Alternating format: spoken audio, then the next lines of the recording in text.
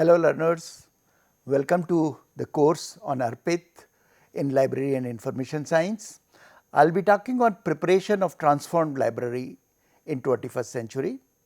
The talk will have two parts. The part 1 would cover changing landscape, challenges and opportunities. If you look at libraries today, libraries are surrounded with disruptive technology. This is a term that was coined by Clayton Christensen, and the theory was proposed first in the year 2000. He said that why is it that mainstream, well established, well managed and successful firms fail when newcomers selling their inferior but modern products and scalable technology enter the market. This was the basic concept that he came up with. If you look at the disruptive technology that surrounds a library, we find that every function of the library is surrounded by disruptive technology, be it journals, be it books, be it catalog, be it video collections, whatever you think of that a library can have, alternate is available already in the market. So, which essentially means that libraries are surrounded by what is called disruptive technology, and we have to deal with disruptive technology. How do we keep the library as a place where people come for knowledge is something that we have to debate for, argued for and prepare ourselves for. Now, if you look at the disruptive technology and how they are disrupting status quo, we can see that after 200 years of publishing, Encyclopedia Britannica was sold to Jacob Safra, a banker from Lebanon, in the year 2000. Safra invested additional money to cover the losses and revamp the business, and from 2012 onwards the print version of Encyclopedia Britannica was discontinued. There was a time we couldn't think of a library without Encyclopedia Britannica, but it is now obsolete. Nobody thinks about Encyclopedia Britannica. In 2011, the bookstore, the famous chain of bookstores called Borders, was liquidated. In 2012, Kodak filed for bankruptcy. Nokia was sold off to Microsoft in 2014, and print version of Chemical Abstract, Index Medicus and several other indexing and abstracting service discontinued their print versions. Now, look at other sphere of works in the library that are now disrupted. Now, look at the collection development. The libraries were specialized for its acquiring its print collection, books and journals, which is now e-books and e-journals. So, not much expertise that are required, or the intensity that was required for selection of printed books is not required that much in books, e-books and e-journals. Compiling bibliographies, that was one of the basic job that library used to do, especially we used to have documentation centers which used to compile bibliography. Now, it is replaced with web based bibliography and full text databases. We were subscribing to online services, search services like Dialog, STN, BSN search, that all job is taken over by web based bibliographic and full text databases. Now, coming to reference services is one of the aspects that has been very badly affected. It has almost become obsolete because of other services like or Ask Jeeves or Just Answer or Live Person. So, these kind of web based expert systems are available where people can pose their question and get an answer. Quora is one of those that we use very frequently. Reference collection. Now, reference collection are replaced by online reference contents. Credo reference is one of the example. And technical processing. Library used to spend a lot of time on processing book, processing journals, keeping it shelf ready.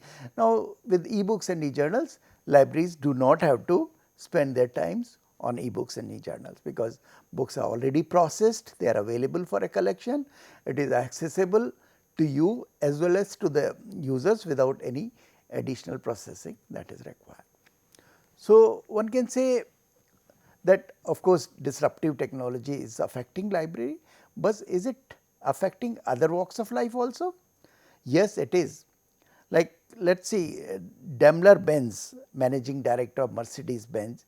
He said our competitors are no longer other car companies, but Tesla, Google, Apple and Amazon. And all these companies are not automobile companies. They are basically software based company, but they are challenging a well established automobile company because of their what they call automobile on a wheel or automobile on a computer, completely new technologies that are replacing or they are challenging automobile industry. So, it is said that software will disrupt most of the traditional industry in next 5 to 10 years. Let us look at the examples of these disruptions that are happening in the industry, other industry. Automobile industries like I already mentioned Tesla, Google and other companies, they are challenging existing automobile cars. Now, they are coming with self-driving cars where the drivers are not required, and it appears that the accident would be lesser by 1 to the car accident would be rare. Right now, there are deaths about 1.2 million per year, which would not be there if the automobile cars are autonomous cars are fully implemented, and then the number of cars that are required would be lesser by 90 to 95%. This is an estimate, and those that are affected is taxi services, yellow cars and other, but of course, car dealers, licensing authorities, insurance companies, parking spaces, they are going to be disrupted. Transportation on demand, we all use Ola and Uber, but these are the transportation company who do not own a single car, but they are a big challenge to yellow cabs and taxi services. We are just a platform, but the platform is challenging an existing yellow cab and taxi services. Law and justice expert system, IBM Watson is the example, where it can give a better legal advice than couple of advocates put together. So, their accuracy rate is 90% compared to 70% that is given by experts. So, lawyers and law firms is a challenge. Hotel industries, Airbnb, which is just a platform, is challenging the entire hotel industries because they pool the spaces available in individual house and offer at a much lower cost. Airbnb again does not have a, they do not own any property, but they offer it to individual directly through the platform that they have prepared. Medical sciences and healthcares, Tricorder X is a device that can analyze 54 biomarkers and identify nearly every disease. So, hospitals, diagnostics, labs, they are all being challenged. There are other example in manufacturing, 3D manufacturing, 3D printing. Now, you can print an entire building using 3D printing devices. So, it is a challenge to the entire manufacturing and civil construction engineering. Job market, IT and its application is a challenge. It appears that 70 to 80% of the job will disappear in the next 20 years, but there may be another sets of job that would be available. Robotics and robots are affecting all fields of life. Education, we are now recording for ARPIT. There are courses available for SWAYAM. There will be time when one can earn an entire degree online. So, if that comes, education sector, job involving education sector would be a challenge.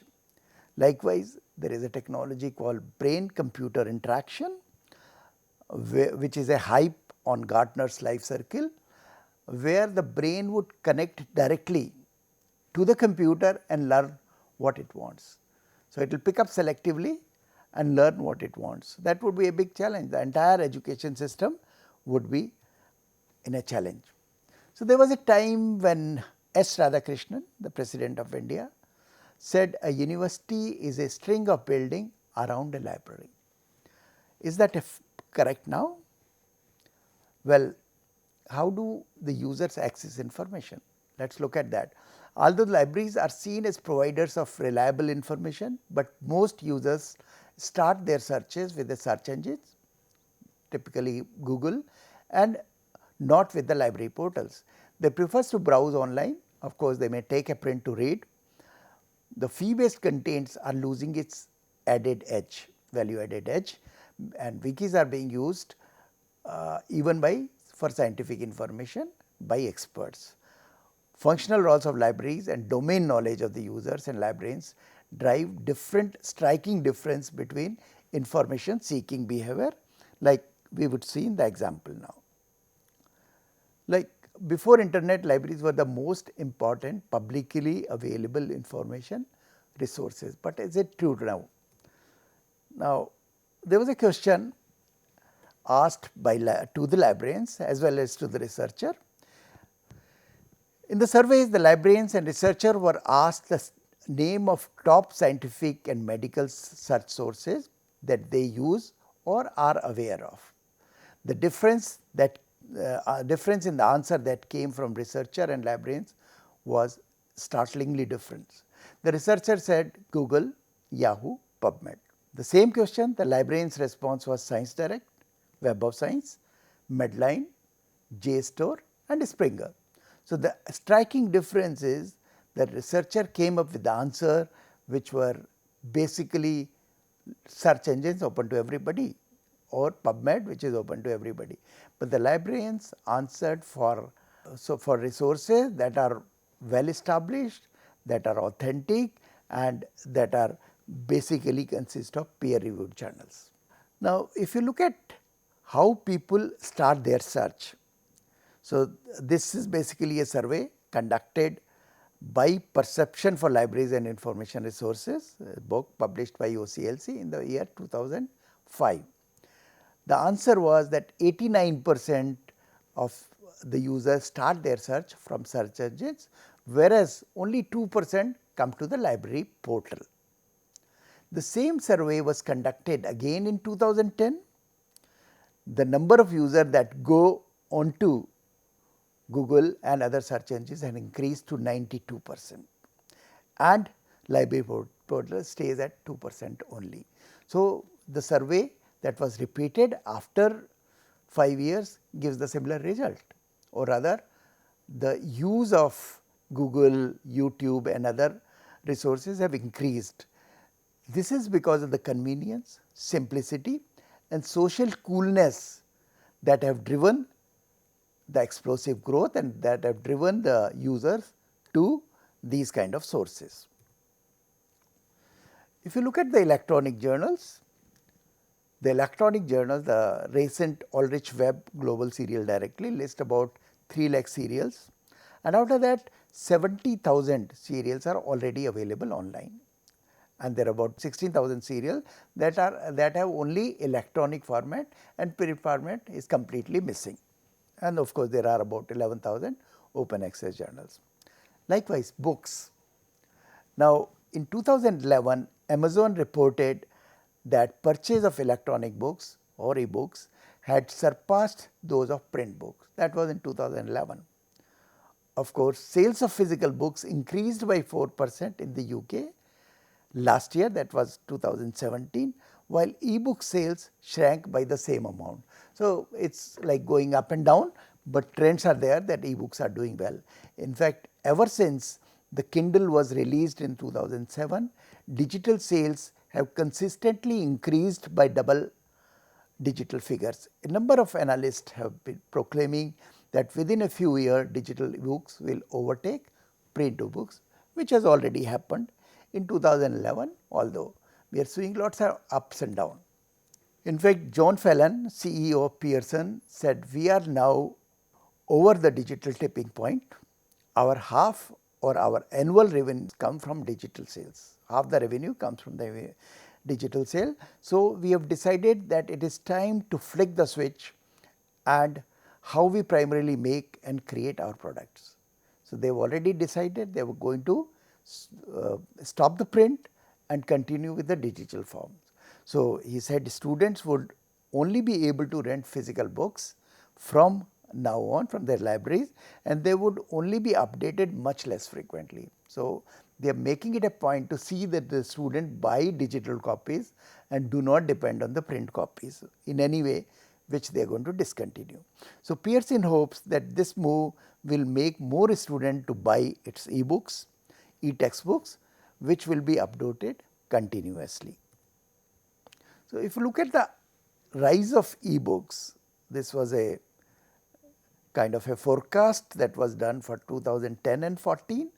The e-books CAGR, that is cumulative annual growth rate, was plus 40% in comparison to print books, which was minus 5%, and in comparison to industry it was only minus 3%. This was from 2010 to 14. The revenue for e-books, it is forecasted that it will grow from 13 million to about 15 millions, and cumulative annual growth rate would increase by 3.3%, and user penetration, which is about 12.9 now, would increase to 14.5%. So, this is a graph that shows increase in sales of e-books from 2010 to 2017, which has increased from 69 million to 266 million in 2017. So, that tells a lot about how people are reacting to electronic books. This graph shows that Google, which is in a way outsider to the library, scanned about 15 million books from 3 major libraries in US and make them available on the web. Of course, he did not want to do a charity, they have a revenue model for it. So, libraries are not the most relevant sources of e-books, and the gap keeps widening because Google is adding more collection to its e-books project.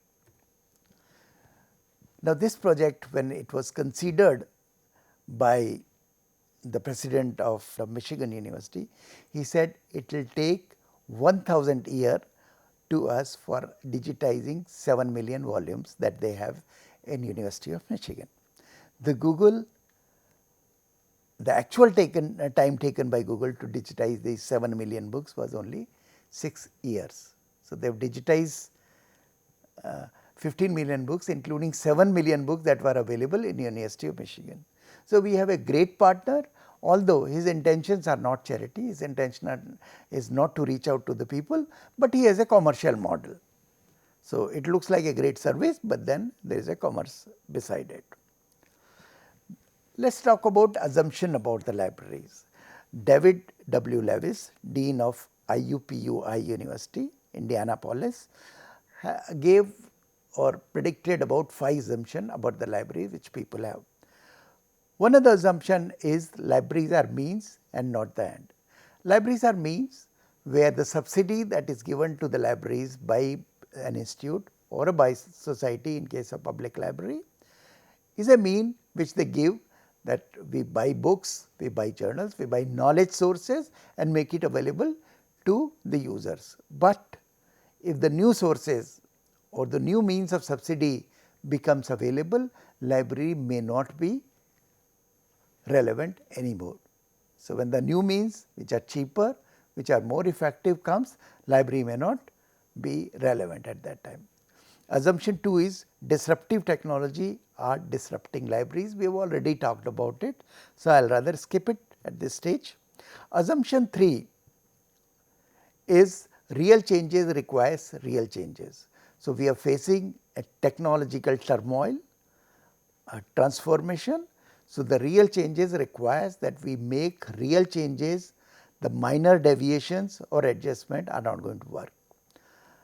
We have to use today's technology to tackle today's problem. We cannot use yesterday's technology or yesterday's means or techniques to tackle today's problems. You have to find new ways to handle the problem. Assumption 4 is we have a window of opportunity. The libraries are given respect, they are considered as hub of the academic institution, but we have to develop our means, we have to develop ways, we have to develop new skills and models to come up with the new technology to deal with the problem that we have and use the opportunity that society has given to us. Assumption 5 is fund available to libraries or institutions are limited, which is a fact. They are very much limited, and we have to find means as to how, what best we can do within the funds that are made available to the library. You can see that there are 273% increase from 1986 to 2003 in the cost of journals and cost of books. So, the funds that are available to the libraries are not indefinite. So, we will have to do something to make the two ends meet within the budget that the libraries have. So, let us look at what libraries do to be more relevant now that they could not do in the past, and what they can do in the future that they could not do in the past. This is a WhatsApp joke that has been traveling around. I will just like to go through it. The girl said to her dad, I have fallen in love with a boy who is so cute, he is so far away from me. I am in IIT Delhi and he is in MIT. We became friends on Facebook, talked on WhatsApp, finally saw each other on Skype, and he proposed to me on Google Duo. He said to his father, I need your blessing, Daddy, I want to marry him. The father said, okay, I suggest you get married on Twitter, have fun on Tango, get your kids from eBay, deliver them through Dropbox, and oh yes, if you get bored of him, beta, sell him off on OLX. So, this is a joke which is basically on the WhatsApp, but it shows that how our society is changing. So, librarians need to change themselves to be relevant for libraries that are coming in 21st century. This is a picture of giant panda. The giant panda is nearing extinction because giant panda diet consists of almost entirely of bamboos. Since bamboos contains very little nutritional value, the panda must eat 12 to 38 kg per day to survive. The population of giant panda had come down, but it is now increasing again because giant panda has adapted himself. The librarians need to do adaptation, and adaptation is what we will be the librarians are expected to do. So, thanks a lot for the time being, but then I will continue with the second part of this talk, where I will be talking about new strategies, roles and functions that a librarian must be doing in 21st century libraries. Thanks a lot